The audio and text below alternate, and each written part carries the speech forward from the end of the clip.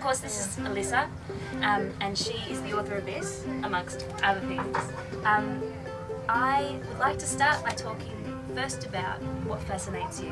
What gets you into what you do?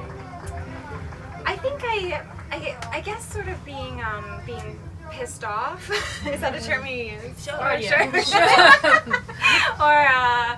Or a bit confused or just angry, I suppose, about issues surrounding gender. It's often becomes kind of a focal point or a theme in my writing. And it's not something that I sort of started doing even intentionally. I was just sort of writing when I began just my experience in the world. But I think as a woman, it's going to be a bit gender charged. And so I've really sort of shifted to writing around issues of just how the female experience in contemporary society differs from the male experience. Yeah, sure. And in exploring that kind of thing, what have you found? Have you found resistance to some of the ideas that you've explored? Have you found an audience that says, thank goodness someone is finally writing about this stuff? There's both. You know, I mean, it's funny. Sometimes I'll write an article and, you know, there'll be, you know, not to generalize, but I think typically it's men who write back and are like, I've never noticed this. You know, what are you talking about? Like what, for example?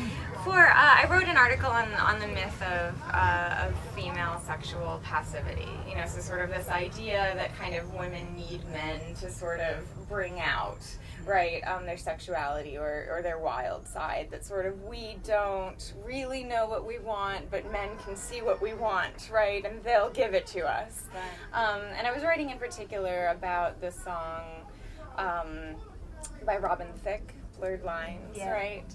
And a male wrote, you know, this letter back, you know, saying, I've never heard of this myth, I've never noticed this, you know, myth or tendency in society. Of this song? Does everyone know about what this song is? No, do you want to? I'm not aware of it. Oh, yeah, okay, can we sure. get a bit of an explanation of what we can? This So, in the video, all the women are topless. All the men are in three-piece suits. And the lyrics, you know, kind of include, you know, you're a good girl, I know you want it. I know you want it. I know you want it. I think I know you want it is repeated like 16 times. And the blurred lines being the title has also some pretty troubling meanings, you know, and I mean, I think you can, for women, at least for me, it's pretty easy to see how sort of such a message very much reads as, you know, as a man, it's my job to interpret what you want. If you're telling me that's not what you want, you just don't know yet, right? Because I know that you want it, and that's all we really need to establish. And of course, you know, there's no possible way a man could conflate what he wants with what she wants, right? You know, and I mean, I think there are very sort of marked differences in female pop star videos. You know, they are always kind of very scantily clad, right? And if they have men guest spotting on the songs, the men are always fully dressed, or vice versa. You know, there's a Big Sean song that Nicki Minaj guest spots on called Dance, and he's fully clothed, and she's like in a thong shaking her butt all around him. Now, if he starred on one of her songs, would he agree to put on a thong and shake his butt all around her while she sang fully clothed? I don't think that she would. You know, so I mean, it's just sort of these marked differences that I think the female experience kind of, you know, picks up and observes very readily. You know, and often, you know, I think a lot of males do as well. But a lot of males don't, you know, and some females don't also. But I mean, these are the differences that I sort of like to think about and write about and talk about. There's a lot of subconscious messaging, isn't there? Like, I've got a teenage daughter, and so I'm really conscious of all that. But I guess we just have open dialogue. And with, is it Miley Cyrus, you know, with the whole wrecking ball Sure, thing. Yeah, sure. It's comical, really, how far it's gone the wrong way. Well, I mean, and this is what I ask, like, why doesn't Justin Bieber have to take off all of his clothes and swing across the screen on a giant ball to enjoy celebrity, you know? Like, why doesn't he have to, you know, basically, like, fillet a hammer, you know, as she does in that video? You know, it's an interesting query, right?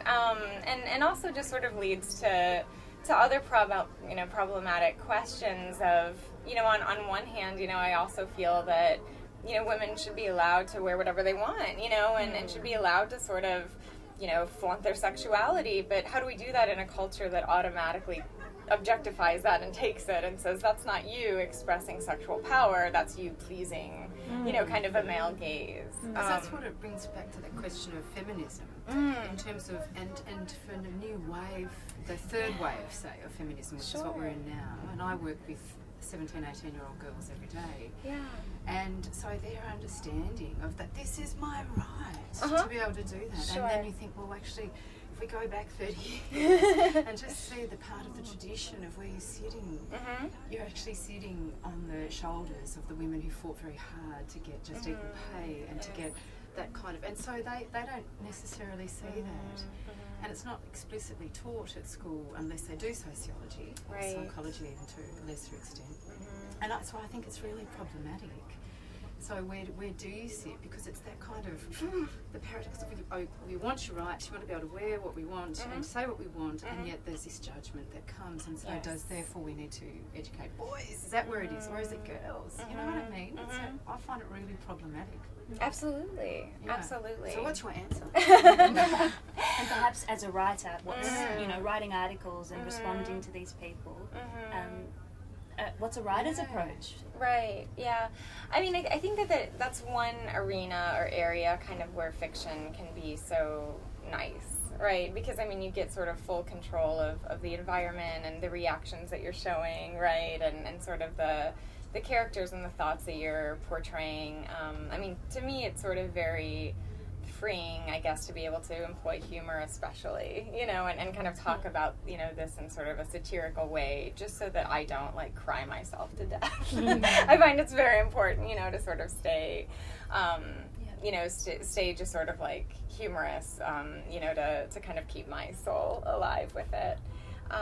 But I mean, it's interesting because I do feel like we talk kind of only to girls about the policing of it, right? It's like we, instead of going to boys and saying, don't rape, right? We go to girls and we say, don't walk alone, don't ever, have your drink left alone. Don't, wear clothes that look like this, don't, leave your pack, when you go out clubbing at night. And we give this laundry list, right, of sort of behavior rather than kind of trying to stop, sort of like the problematic behavior. Or, there's kind of been a big discussion in the States, about sort of school dress codes and the way that they're primarily geared toward girls, that it's sort of like girls are asked not to have, their shorts above a certain length or, various kind of tops, like they want certain parts covered, and the whole reasoning is like, well, we don't want to distract the boys, right? Well, why can't, we teach the boys to have self-control, right, and just sort of, talk to them like humans, right, instead of animals, and say, hey, you need to be respectful of your classmates no matter what they happen to be wearing. So it is very interesting, and I think that you're right to sort of bring up, how do we talk, right, to, to girls and boys and teenagers, right, of both genders, and how does the conversation change at the different ages, what should it employ? I mean, it's a topic that sort of gets me excited and hopeful, right? Because I sort of begin to think, well, maybe there are ways that we can change the conversation for the better. I think it's really interesting you bring up the school environment, considering considering Tampa. Tampa, as a really brief overview, if you don't already know, is about a predatory female school teacher who grooms and seduces a teenage boy. And it's from the beginning you're in and you're off, and you're in this crazy character's, I mean crazy's not the word, crazy character's mind and her mindset and her just vision. She has a plan. How does that speak to the things that you're saying now about roles, boys, girls, schools, women, desire, that whole messy package? In the States, this has really become a phenomenon where this sort of younger, attractive, white female teacher will sleep with one of her underage male students and it will just become like nationally fetishized. She'll become a celebrity. The case will be talked about. There'll be this whole conversation of, you know, did a crime even really happen? You know, yes, he was underage, but isn't that, you know, every boy's fantasy? You know, like, Wow. people will call in and say, I sure wish my teacher had seduced me. There are jokes like on late night talk shows about how the boy passed away because he got high-fived to death in the hallway. It's a very different reception, right, from when a male teacher sleeps with an underage female student. And so, I mean, that kind of caught my eye, you know, and just sort of watching all of these cases and seeing over and over, you know, this implication of if she's attractive, right, if she's young, you know, it really wasn't a bad, you know, like, who's hurt, basically, you know, was kind of the question and the assertion. And I mean, it just sort of got me thinking, you know, about sort of the social reception of these cases and kind of how the current system, you know, gives this privilege to women who look a certain way, because we really don't want to see female sex as capable of being powerful or predatory. And in the news articles, what shocked me were the ways the woman would be described in victim terminology, and the underage student would be a bit demonized, but also given all this agency. So they would talk about how he was a delinquent, how he pestered her, badgered her, or, you know, seduced her, how he took a bottle of wine over to her house and got her intoxicated. I mean, she's an adult, you know, and a teacher, you know, a person in a position of authority. And, you know, whereas her, they would talk about how, oh, you know, she was in a loveless marriage, or, you know, this traumatic thing happened to her, you know, when she was younger, you know, which all may be true and all may be reasons, you know, that sort of helped, you know, this kind of act occur, but we don't talk about that when it's a male offender. You know, we don't say, oh, well, what happened to him in his childhood? You know, like, can we examine, you know, sort of like what steps led to this happening? We just say, you know, go to jail, you pervert, you know, and call it a day. So that really fascinated me, you know, and sort of the ways that if you are a young, attractive woman and you do this, you can be celebritized and even celebrated rather than condemned. But I mean, it comes from all over, you know. I mean, there have just been so many of these cases, and particularly, I mean, researching them, literally, when I began to research, I could not have possibly researched all of them. I would still be researching, you know, it would be like 10 more years. It's that many. And then since I published the book, people always are sending me, you know, like these news cases, like from around the world, and it's just shocking how many happen a week. So did you interview anyone that had been through this for the story? No, what I sort of was researching, because rather than, and she is, I think crazy is a fine word, you know. Sociopathic. I think is a fine word. Monstrous, I think is a fine word. I mean, what I really sort of wanted to, you know, show and kind of exaggerate by making this, like, beastly character, right, are kind of the, you know, the sides and the traits and qualities in these women that are never, you know, sort of brushed upon or discussed or talked about. You know, usually, like, I think a lot of people sort of expected this book to be a romance, right, of sorts, knowing that it was the woman. Because this is something that we feel socially comfortable with, right? Women, like, falling in love, like, you know, even if it's, you know, with a sort of, like, underage person. And if she'd been very sorry, you know, and very in love, I think that, you know, a lot of people would not have had a big problem with the book. But she's completely unrepentant. All she wants to do is have sex with them. She doesn't even like them. You know, and I really wanted, yes, yeah, right. I really wanted to kind of show that, you know, simply because I think that we don't allow those monstrous depictions at all, even in fiction, you know, and I wanted to produce that. Of women, monstrous depictions of women in particular. Right, of kind of these, like, beautiful, right, women who are socially sort of prized, right? And I mean, really, this book, rather than being an indictment, you know, of kind of her, although it certainly is critical toward her, you know, it's very much an indictment of society, you know, who, because of the way she looks, lets her get away with so much. I'm surprised you say she's been socially prized. What do you mean by that? She's very beautiful. So in the book, she's a trophy wife. She married someone who has kind of a large trust fund.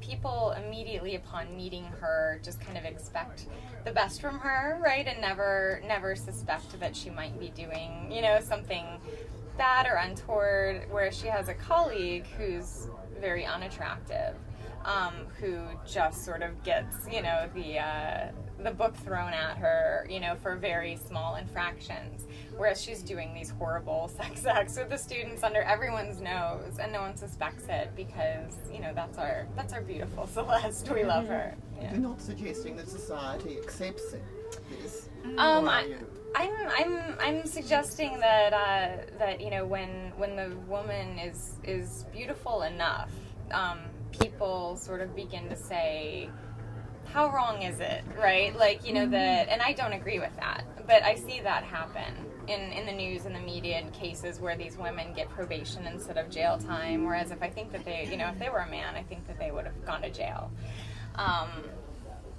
So that's very problematic to me. Very disturbing. It's very disturbing. Is she a mum? Can I just ask? No, she's not a mum. Right. Yeah. No. Had to draw the line there. How do you think being a parent might have changed? Might change It's a might good change a question. person Yeah, like it's a that. good question. I have no idea. I just think becoming a mum as a teacher is the best professional development you could do. Not to say that I work with plenty of people who are not mums and they're wonderful teachers. But I think when you hold your baby in your arms and think this is the most precious, there's that kind of, and actually you get when you have kids sitting in your class, that's how much the kid means to that set of parents or that mum or that dad or whoever they live with. So it doesn't make you a better teacher. As I said, I work with plenty of people who are extraordinary teachers who are not parents. But from my perspective, that's how it's affected me. Yeah. And having a child, you would have to wonder what the motivation for a character like this might be. Yeah. And it gets that much darker. Oh yeah. I think. Oh, Or it will yeah. do. Maybe there's a sequel. Yeah, it is. You can have that one for free. Question? Of course. If we have beautiful daughters, do you think we have a responsibility to say to them, yeah, you're beautiful, but that's not enough? I mean, I have a daughter, and I would certainly hope that I'm raising, her in such a way that she doesn't value appearance foremost, in either herself or in others. But I mean, here's the thing, where it's sort of that kind of complex spot you were speaking of, in sort of the same way that, on one hand, we want our daughters to be able to, wear whatever they want and feel safe and express themselves. On the other hand, we understand what the very real social ramifications for that can be, right? Which is not to say that the social ramifications are justified, but we understand them and we have this protective instinct, right?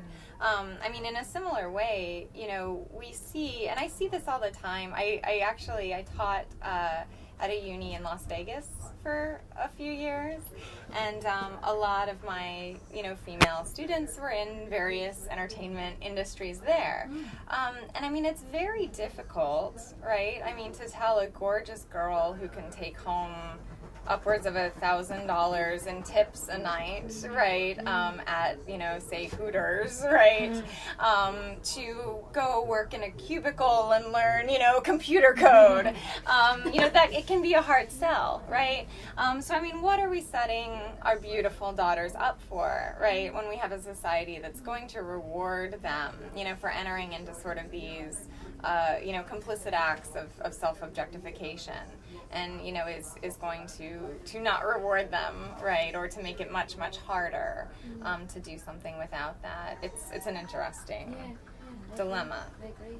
And there's possibly also a conversation there to be had around what's considered beautiful, new versions of beautiful, and wow, having daughters. Because I think I've only got sons, and so my job as a mum is to kind of be equipping them to deal with this world too, in a way that they're going to be respectful of women, and that's a real challenge, I reckon, when you know that your 16, 17-year-old boys in, the statistics tell us that the first thing they're watching on the internet is date rape. Sure.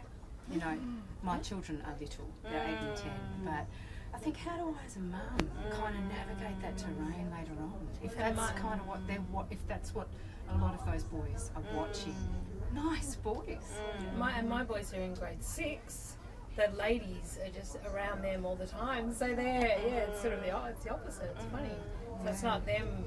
Yeah, it's the girls that are surrounding them and being quite forward and So I can go either way, I guess. Sometimes.